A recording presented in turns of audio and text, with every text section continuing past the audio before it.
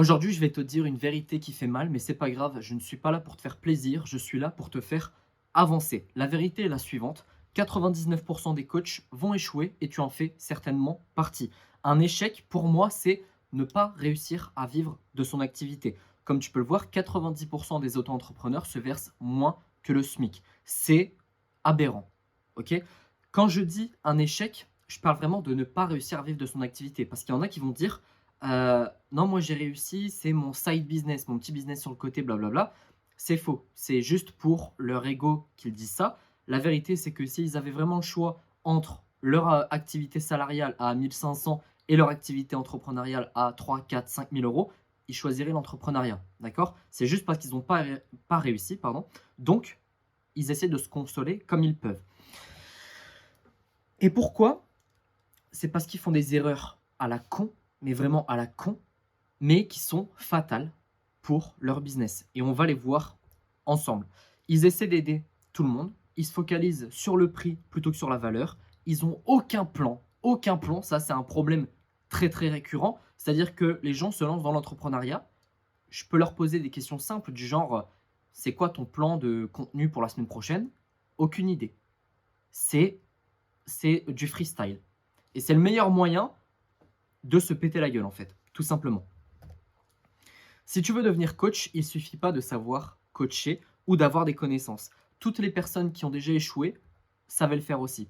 Il faut que tu deviennes une évidence pour tes prospects. Il faut que tu passes de je cours après mes clients, je galère, je prospecte pendant 1500 ans pour avoir un appel, etc., etc., à mes clients viennent à moi tout seuls, sans aucun effort. Ok? Je te conseille fortement de prendre un stylo et une feuille et de ne pas rester passif devant cette vidéo. La vidéo va être assez courte, mais je vais donner quand même pas mal de valeur et il y a plein de points que tu pourras noter, que tu pourras appliquer directement dans ton business. Ok, c'est pas de la branlette intellectuelle ce qu'on va faire. Mais juste avant, tu peux prendre ma formation gratuite que j'ai nommée le programme Initiation, dans lequel je te montre comment créer une audience qualifiée en 30 jours sur Instagram. Si tu la prends, tu seras automatiquement ajouté à ma liste email et donc tu recevras un conseil business tous les jours à 18 h. Et tu peux également, si tu as besoin de conseils personnalisés, réserver ton coaching offert de 30 minutes. Je vais répondre à absolument toutes tes questions pour que tu repartes avec le plus de valeur possible. Le lien est dans ma description ainsi que dans le premier commentaire épinglé. Je te mets quelques petits avis ici. Paul, plus de 10 000 vues en moins de 48 heures. Je te laisse mettre en pause si tu veux lire l'avis complet. Antoine, qui avait du mal à convertir ses prospects en clients payants. Et Noé, qui envisageait sérieusement de tout arrêter, de retourner dans le salariat, comme beaucoup, beaucoup d'entre vous. On va passer au cours. Hop, hop, hop. Erreur numéro 1. Quand tu débutes comme coach, c'est très tentant de vouloir aider tout le monde. Ok? Parce qu'en fait, dans la logique, plus tu vas toucher de gens, que ce soit sur Instagram, sur YouTube, quoi que ce soit, hein, ou même avec ton offre, ton positionnement, plus tu as de prospects, plus tu as de clients potentiels. Ça, c'est dans la logique. Sauf que c'est une énorme erreur. En fait, en essayant de plaire à tout le monde, tu vas finir par plaire à personne. Pourquoi? Parce que les gens recherchent des experts, pas des généralistes. Compare le salaire d'un médecin généraliste à un chirurgien, tu vas voir qu'il y a un écart. Ok? Si, ça c'est le premier point par rapport aux revenus. Deuxième point, si tu as un cancer, tu vas voir qui? Tu vas pas voir un médecin généraliste. Ok? Tu vas voir un spécialiste de ça. Je donne des exemples un peu extrêmes, mais c'est de cette façon que tu dois voir le business. Ok? Se spécialiser, c'est ce qui va te permettre de te démarquer de tes concurrents, parce que tout le monde ne va pas résoudre le même problème que toi. Tu dois avoir un problème précis à répondre pour une audience précise. Ok? C'est ça qui va faire que tu vas rester dans le cerveau de tes prospects. Si tu te positionnes comme le coach généraliste qui fait un peu de tout, bah, tu ne crées pas d'impact, tu ne restes pas dans le cerveau de tes prospects. Par contre, si tu te spécialises dans une niche, tu deviens la référence. Ok? La référence de cette niche, de cette problématique, et c'est toi qui as la vraie solution, enfin la bonne solution, la solution appropriée aux problèmes de tes prospects. Exemple, imagine que tu sois coach sportif. Tu te spécialises dans l'accompagnement des entrepreneurs en surpoids qui veulent intégrer du sport dans leur quotidien chargé. L'élément intéressant ici, c'est pas tant le surpoids, même si ça fait partie de la cible, hein. C'est surtout les entrepreneurs et le quotidien chargé. Parce qu'en fait, le mec va se dire, ok, il est spécialisé dans cette niche, donc dans les personnes comme moi. Il sait très bien que j'ai pas 3 heures par jour à accorder au sport. Ok, ça c'est un élément qui est ultra ultra intéressant. Tu ne touches pas tout le monde, mais les entrepreneurs qui ont ce besoin te verront comme leur solution idéale. D'accord? J'espère que ça, tu l'as bien compris. Je te donne un petit conseil.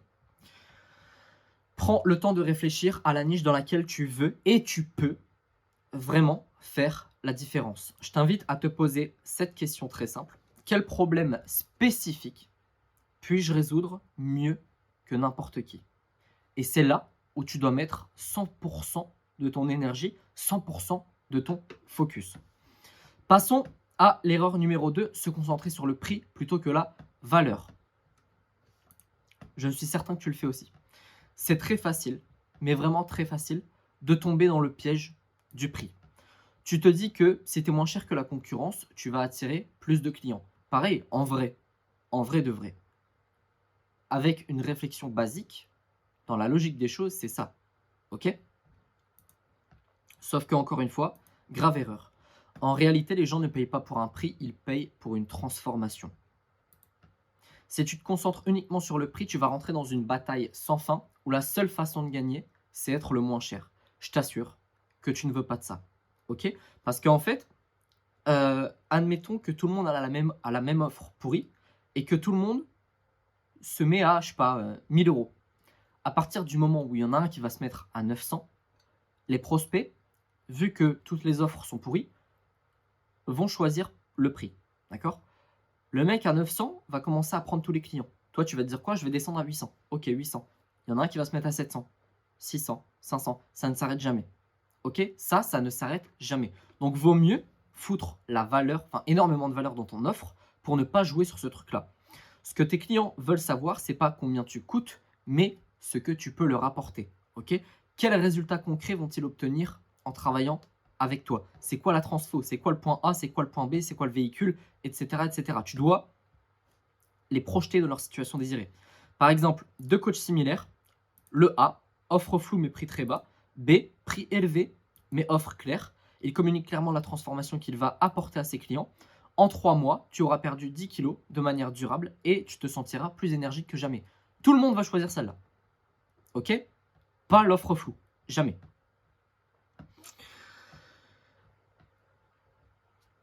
Et oui, ça c'était ma question du coup, mais je me suis spoilé moi-même. Mais qui va attirer les clients les plus motivés et les plus prêts à payer le prix fort? C'est absolument pas français cette phrase, mais c'est pas grave. C'est le coach qui vend des résultats et qui mise pas tout sur le prix.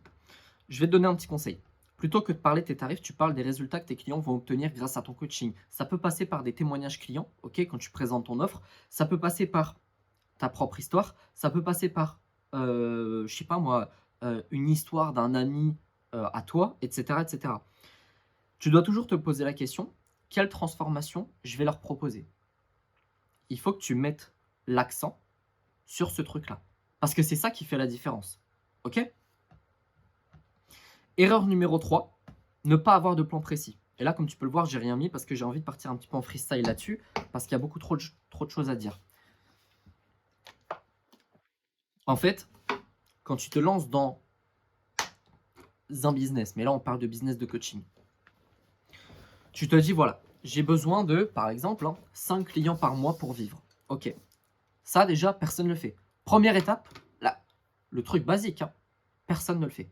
Il n'y a pas une seule personne là qui est en train de regarder cette vidéo, ou alors 1%, qui a sur un cahier,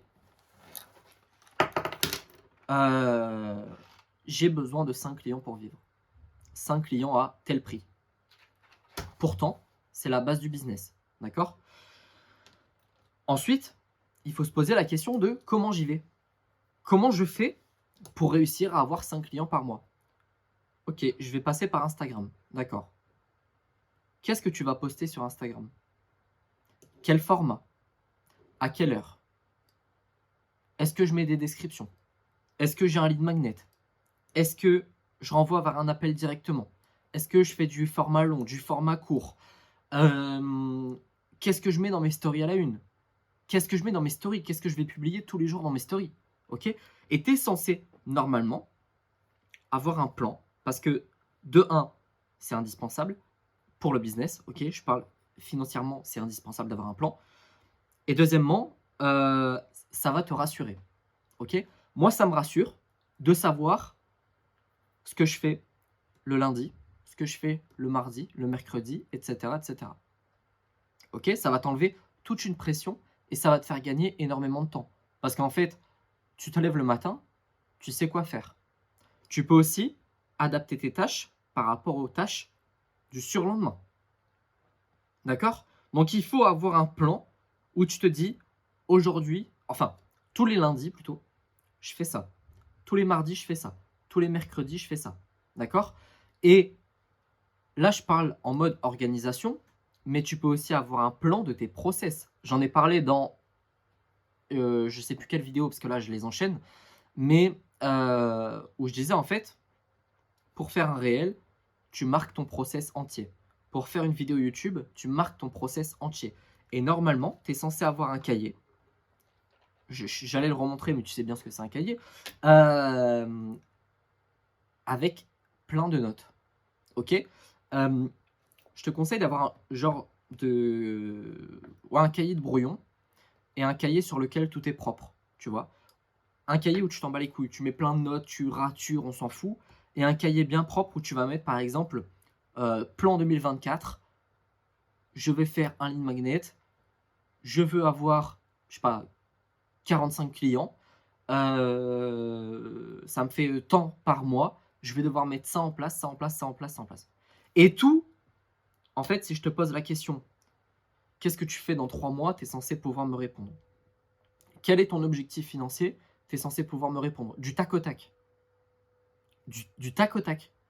Parce qu'il y en a plein, c'est pas un reproche que je fais, je m'en fous, c'est un petit truc parce que de toute façon, on le voit pendant le coaching, mais en coaching offert, quand je dis: «C'est quoi ton objectif financier?» il y a quand même, 20-30 secondes de réflexion. Normalement, c'est pas censé arriver. Tu es censé me dire: «Je veux faire 5 000 € de chiffre d'affaires par mois». OK? Et je vais pas tergiverser là-dessus parce que la vidéo va être trop longue, mais je vais essayer de résumer ça en 30 secondes. Tu notes tout, tu prévois tout, tu fais des plans pour tout, tout, tout, tout, pour ne jamais être pris au dépourvu, pour savoir ce que tu dois faire et pour savoir par la suite où est-ce que ça bloque. OK? Tunnel de vente, acquisition, et cetera. Tout en haut, tu as, tes visiteurs, ensuite ça part en abonnés, et cetera, et cetera, et cetera. Si tu n'as pas de plan pour ton business, tu ne vas pas savoir où ça bloque. OK? Si tu gagnes 1000 abonnés par mois, mais que tu as, un call tous les mois, il y a un souci dans le tunnel. D'accord? Et pareil, le tunnel, c'est pas un plan. Je l'ai donné le tunnel dans une autre vidéo. Tu fais un dessin sur ton cahier. OK? Tu fais un dessin.